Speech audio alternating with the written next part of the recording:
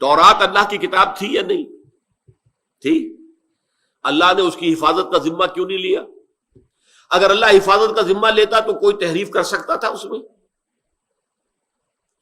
इंजील अल्लाह की किताब थी कि नहीं? अल्लाह ने उसकी हिफाजत का जिम्मा क्यों नहीं लिया? अगर अल्लाह जिम्मा ले लेता तो क्या उसमें तहरीफ मुमकिन थी? और बुरा ना माने, अगर कुरान की हिफाजत का जिम्मा अल्लाह ना लेता तो क्या हम बख्श देते कुरान को तहरीफ के बगैर? क्या हम तहरीफें ना करते?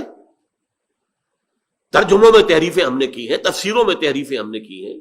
यह मतन सिर्फ है जो महफूज है, इसमें हम कुछ नहीं कर सकते। ला यातिहिल बातिलु मिन बैन यदैहि वला मिन खल्फिही, बातिल हमला आवर हो ही नहीं सकता इस पर, न सामने से न पीछे से, इसलिए कि इसकी हिफाजत इन्ना नहनु नज़्ज़लना ज़िक्रा व इन्ना लहू लहाफ़िज़ून, हमने ही यह जिक्र नाजिल किया, हम ही इसके मुहाफिज हैं। अब इस पे मैं कहा करता हूं, बड़ा प्यारा अंदाजा सोचिए कि तौरात और इंजील को यह हक पहुंचता है कि अल्लाह ताला से शिकवा करे कि अल्लाह, हम भी तेरी किताब है, कुरान भी तेरी किताब, तूने हमारी हिफाजत का जिम्मा नहीं लिया, कुरान की हिफाजत का जिम्मा लिया, ये हमारे साथ सौतेली बेटियों वाला सलूक क्यों हुआ? हक है कि नहीं? शिकवे का हक है? जवाब क्या है? भाई अभी तुम्हारे जरिए से हिदायत मुकम्मल हुई ही नहीं थी, ये तो इंटरिम पीरियड के लिए हिदायत थी जो हम दे रहे थे, इंस्ट्रक्शंस। यही वजह है कि तौरात के लिए अहम तरीन शे क्या है? 10 कमांडमेंट्स, 10 अहकाम अशरा।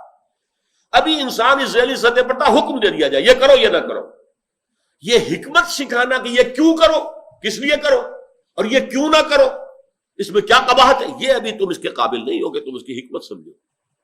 अभी तुम तारीख पढ़ो, फलसफा तारीख जो है तुम्हारे समझ में आने वाली बात नहीं है। इस एतबार से अहकाम आते रहे, हिदायत आती रही, यहां तक कि इंसान बालिग हो गया ज़हनी और नफ्सियाती एतबार से, तो हमने अपना आखिरी कलाम नाजिल कर दिया, मुकम्मल हिदायत अल हुदा, और उसकी हिफाजत का जिम्मा ले लिया। ये बात मैंने एक कादियानी नौजवान से कही थी। मैंने उससे पूछा कि देखो तुम मानते हो कि हिदायत कुरान में कामिल हो गई? कह लगे हाँ हम मानते हैं। मैंने कहा नंबर 2, क्या तुम ये मानते हो कि कुरान महफूज है अपनी असल शक्ल में? हाँ बिल्कुल मानते। मैंने कहा फिर मुझे बताओ कि वही की खिड़की खुली रखने की जरूरत क्या है? अल्लाह कोई अमल जो है अबस नहीं करता।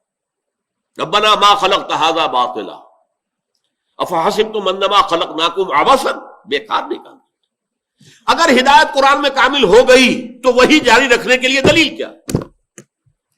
तो जैसे कुरान में आता है कि हजरत इब्राहिम का नमरूद से जब मुकालमा हुआ और हजरत इब्राहिम ने ऐसी बात की जिसके बाद वो लाजवाब हो गया, तो अल्फाज क्या? फबोहितल्लज़ी कफर, तो वो काफिर जो है मबहूत होकर रह गया, शशदर हैरान, अब जवाब मैं क्या दूं, मेरे पास जवाब है ही नहीं। वही हाल उस कादियानी का हुआ।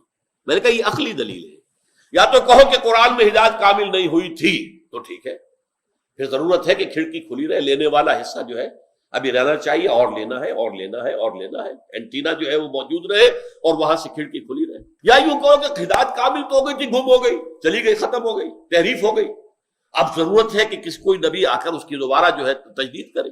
ये भी तुम नहीं मानते, मानते हो कुरान महफूज है, तो फिर कोई अकली दलील जो है इजराए नबूवत या इजराए वही, यानी वही के जारी रहने या नबूवत के जारी रहने की मौजूद नहीं।